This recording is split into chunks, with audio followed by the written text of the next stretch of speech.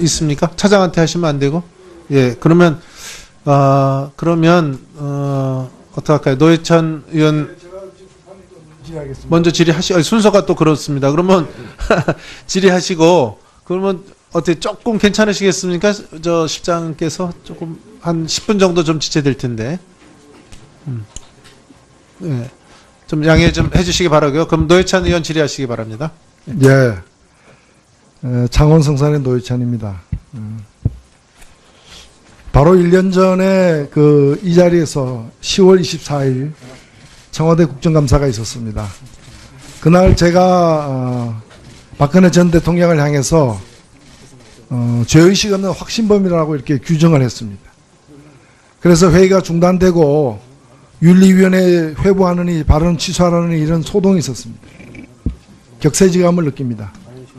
그때 이 자리에 나와 있었던 기관 증인들, 이병기 비서실장, 안종범 수석, 이재만 총무비서관, 여러 사람이 김관진 안보실장까지 지금 갇혀있거나 갇힐 상태에 놓여 있습니다.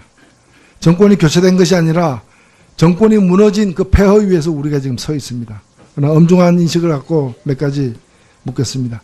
원래 제가 질의를 안 하려는데 홍진호 얘기가 자꾸 나와서 말씀드립니다. 좀 분명히 하셔야 될 것 같은데, 홍진호가 납포되기 전까지 북한 수역에서 하루 넘게 조업 중이었죠.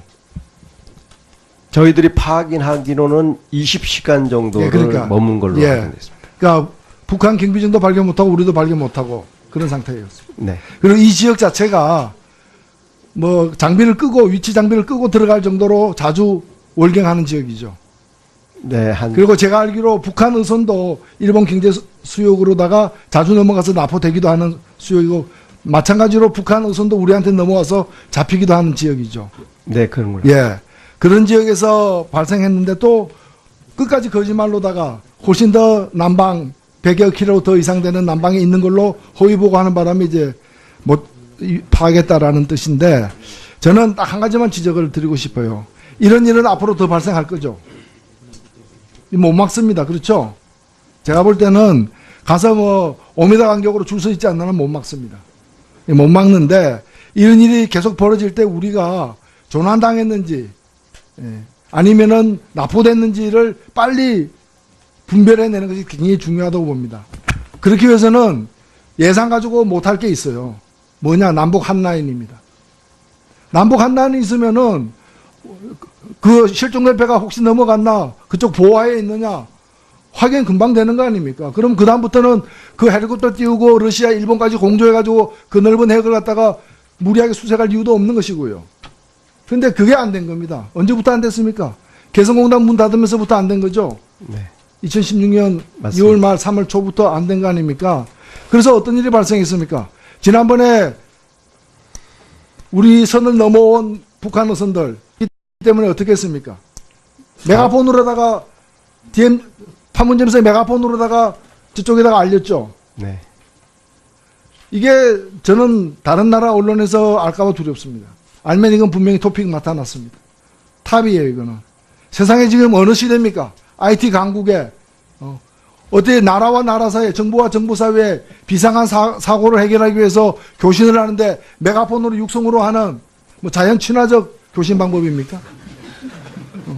뭐 그런 거 계속 애용할 거예요? 에코 뭐 정책입니까? 그래서 저는 이 대책을 세우려면, 국민을 불안에서 빠뜨리지 않으려면, 또 이런 사고를 미연에 빨리 해결하려면은 이 국민의 안전을, 우리 국민의 안전을 위해서도 남북 한라인이 별도로 개설되어야 한다는데, 이게 적극적으로 추진할 의향이 있으십니까? 네, 저희 그 대통령께서도 이러한 문제를 인식하시고 지난 베를린 선언에 그 인도적 적십자 회담과 함께 군사 회담을 제의하신 것도 그런 취지에서 하신 겁니다. 예, 비서실장께 묻겠습니다.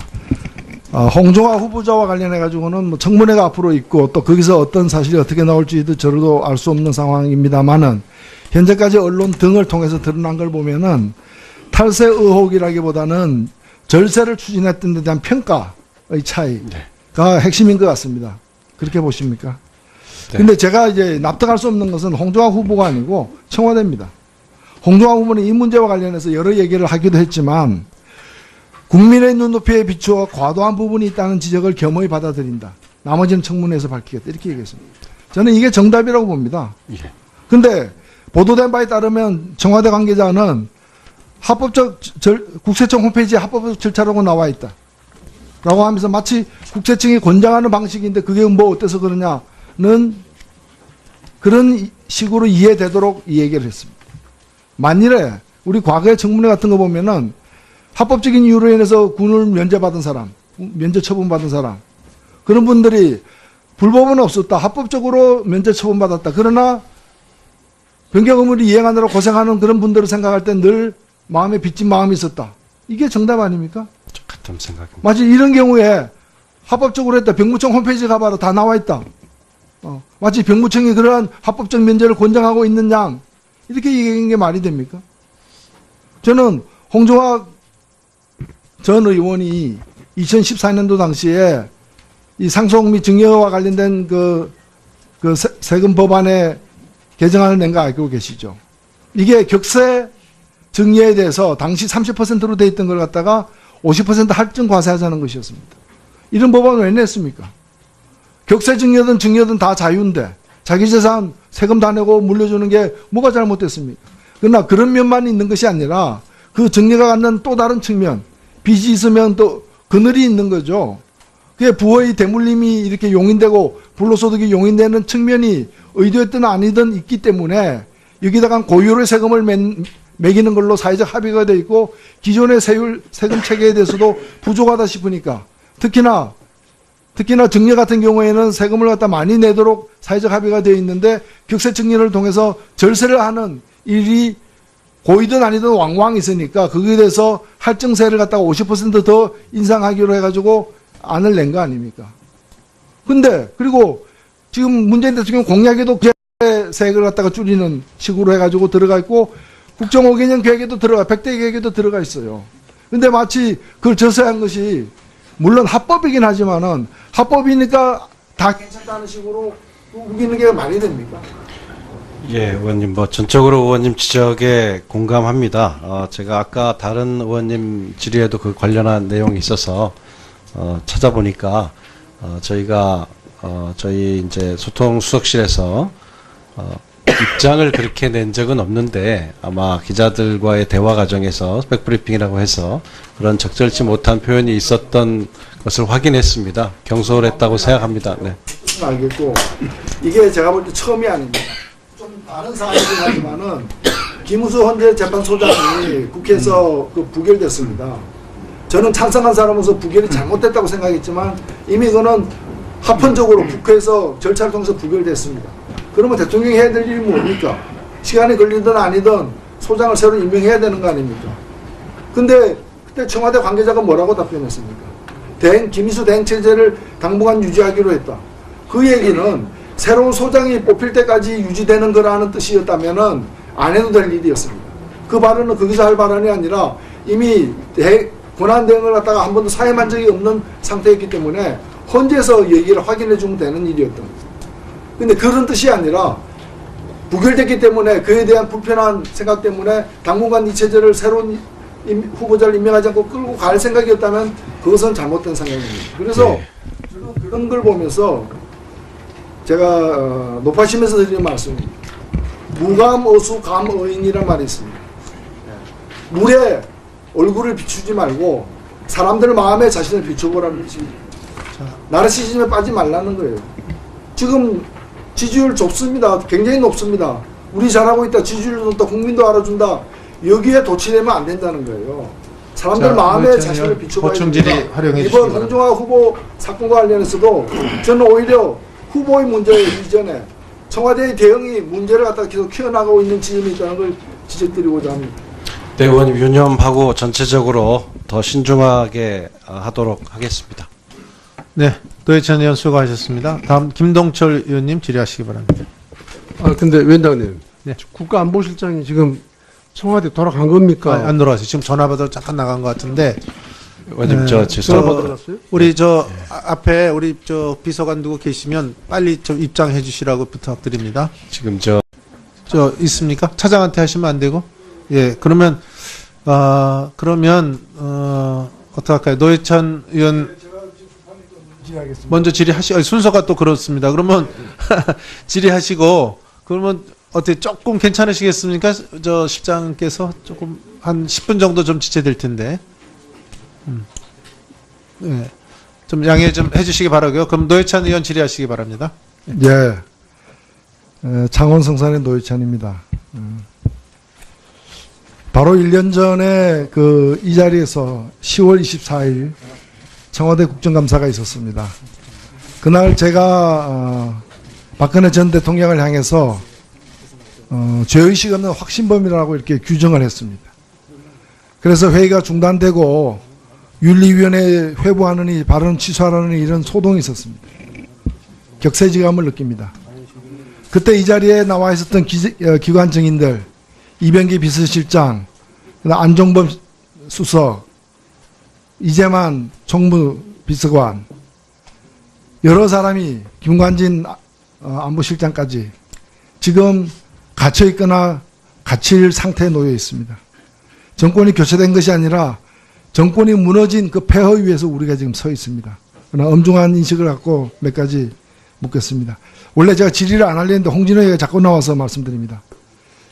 좀 분명히 하셔야 될 것 같은데, 와 관련해가지고는 뭐 청문회가 앞으로 있고 또 거기서 어떤 사실이 어떻게 나올지도 저도 알 수 없는 상황입니다만은 현재까지 언론 등을 통해서 드러난 걸 보면은 탈세 의혹이라기보다는 절세를 추진했던 데 대한 평가의 차이가 핵심인 것 같습니다. 그렇게 보십니까? 네. 근데 제가 이제 납득할 수 없는 것은 홍종학 후보가 아니고 청와대입니다. 홍종학 후보는 이 문제와 관련해서 여러 얘기를 하기도 했지만 국민의 눈높이에 비추어 과도한 부분이 있다는 지적을 겸허히 받아들인다. 나머지는 청문회에서 밝히겠다. 이렇게 얘기했습니다. 저는 이게 정답이라고 봅니다. 근데 보도된 바에 따르면 청와대 관계자는 국세청 홈페이지에 합법적 절차라고 나와 있다. 라고 하면서 마치 국세청이 권장하는 방식인데 그게 뭐 어때서 그러냐는 그런 식으로 이해되도록 이 얘기를 했습니다. 만일에 우리 과거의 청문회 같은 거 보면은 합법적인 이유로 인해서 군을 면제받은 사람, 면제 처분받은 사람, 그런 분들이 불법은 없었다. 합법적으로 면제 처분받았다. 그러나 변경 의무를 이행하느라 고생하는 그런 분들을 생각할 때 늘 마음에 빚진 마음이 있었다. 이게 정답 아닙니까? 같은 생각입니다. 마치 이런 경우에 합법적으로 했다. 병무청 홈페이지 가봐라. 다 나와 있다. 마치 병무청이 그러한 합법적 면제를 권장하고 있는 양. 이렇게 얘기하는 게 말이 됩니까? 저는 홍종학 전 의원이 2014년도 당시에 이 상속 및 증여와 관련된 홍진호가 납포되기 전까지 북한 수역에서 하루 넘게 조업 중이었죠. 저희들이 확인하기로는 20시간 정도를 머문 걸로 확인됐습니다. 그러니까 북한 경비정도 발견 못하고 우리도 발견 못하고 그런 상태였습니다. 네. 그리고 이 지역 자체가 뭐 장비를 끄고 위치 장비를 끄고 들어갈 정도로 자주 월경하는 지역이죠. 네, 그리고 제가 알기로 북한 의선도 일본 경제 수역으로다가 자주 넘어가서 납포되기도 하는 수역이고 마찬가지로 북한 의선도 우리한테 넘어와서 잡히기도 하는 지역이죠. 네, 그런 걸로. 예. 그런 지역에서 발생했는데 또 끝까지 거짓말로다가 훨씬 더 남방 100여 킬로 더 이상 되는 남방에 있는 걸로 허위 보고하는 바람에 이제 못 파하겠다라는 뜻인데 저는 딱 한 가지만 지적을 드리고 싶어요. 이런 일은 앞으로 더 발생할 거죠. 못 막습니다. 그렇죠? 제가 볼 때는 가서 뭐 5m 간격으로 줄 서 있지 않는 한 못 막습니다. 못 막는데 이런 일이 계속 벌어질 때 우리가 조난당했는지 아니면은 납포됐는지를 빨리 분별해내는 것이 굉장히 중요하다고 봅니다. 그렇기 위해서는 예상 가지고 못할 게 있어요. 뭐냐? 남북 한라인입니다. 남북 한라인이 있으면은 그 실종된 배가 혹시 넘어갔나 그쪽 보호하에 있느냐 확인 금방 되는 거 아닙니까? 그럼 그 다음부터는 그 헬리콥터 띄우고 러시아, 일본까지 공조해가지고 그 넓은 해역을 갖다가 무리하게 수색할 이유도 없는 그 세금 법안에 개정안을 낸 거 알고 계시죠? 이게 격세 증여에 대해서 당시 30%로 돼 있던 걸 갖다가 50% 할증 과세하자는 것이었습니다. 이런 법안을 왜 냈습니까? 격세 증여든 증여든 다 자유인데 자기 재산 세금 다 내고 물려주는 게 뭐가 잘못됐습니까? 그러나 그런 면만 있는 것이 아니라 그 정리가 갖는 또 다른 측면, 빚이 있으면 또 그늘이 있는 거죠. 그게 부의 대물림이 이렇게 용인되고 불로소득이 용인되는 측면이 의도했든 아니든 있기 때문에 여기다가 고유의 세금을 매기는 걸로 사회적 합의가 되어 있고 기존의 세금 체계에 대해서도 부족하다 싶으니까 특히나 정리 같은 경우에는 세금을 갖다 많이 내도록 사회적 합의가 되어 있는데 격세 정리를 통해서 절세를 하는 일이 고이든 아니든 왕왕 있으니까 거기에 대해서 할증세를 갖다가 50%더 인상하기로 해가지고 안을 낸 거 아닙니까? 근데 그리고 지금 문재인 대통령 공약에도 세액을 갖다가 줄이는 식으로 해가지고 들어가 있고 국정 5개년 계획에도 들어가 100대 계획에도 들어가 있어요. 근데 마치 그걸 절세한 것이 물론 합법이긴 하지만은 합법이니까 다 괜찮다는 식으로 우기는 게 말이 됩니까? 예, 의원님, 전적으로 의원님 지적에 공감합니다. 제가 아까 다른 의원님 질의에도 그 관련한 내용이 있어서, 찾아보니까, 저희가, 저희 이제 소통수석실에서, 입장을 그런 것이고요. 근데 그게 안 된 겁니다. 언제부터 안 됐습니까? 개성공단 문 닫으면서부터 안 된 거죠? 네. 2016년 맞습니다. 2월 말 3월 초부터 안 된 거 아닙니까? 그래서 어떤 일이 발생했습니까? 지난번에 우리 선을 넘어온 북한 어선들 이 때문에 어떻게 했습니까? 메가폰으로다가 DM 판문점에서 메가폰으로다가 저쪽에다가 알렸죠. 네. 이게 저는 다른 나라 언론에서 알까봐 두렵습니다. 알면 이건 분명히 토픽 나타났습니다. 탑이에요, 이거는. 세상에 지금 어느 시대입니까? IT 강국에, 어떻게 나라와 나라 사이에, 정부와 정부 사이에 비상한 사고를 해결하기 위해서 교신을 하는데 메가폰으로 육성으로 하는 뭐 자연 친화적 교신 방법입니까? 뭐 그런 거 계속 애용할 거예요? 에코 뭐 정책입니까? 그래서 저는 이 대책을 세우려면 국민을 불안에서 빠뜨리지 않으려면 또 이런 사고를 미연에 빨리 해결하려면은 이 국민의 안전을 우리 국민의 안전을 위해서도 남북 한 라인이 별도로 개설되어야 한다는데 이게 적극적으로 추진할 의향이 있으십니까? 네, 저희 그 대통령께서도 이러한 문제를 인식하시고 지난 베를린 선언에 그 인도적 적십자 회담과 함께 군사 회담을 제의하신 것도 그런 취지에서 하신 겁니다. 예, 비서실장께 묻겠습니다. 홍종화 후보자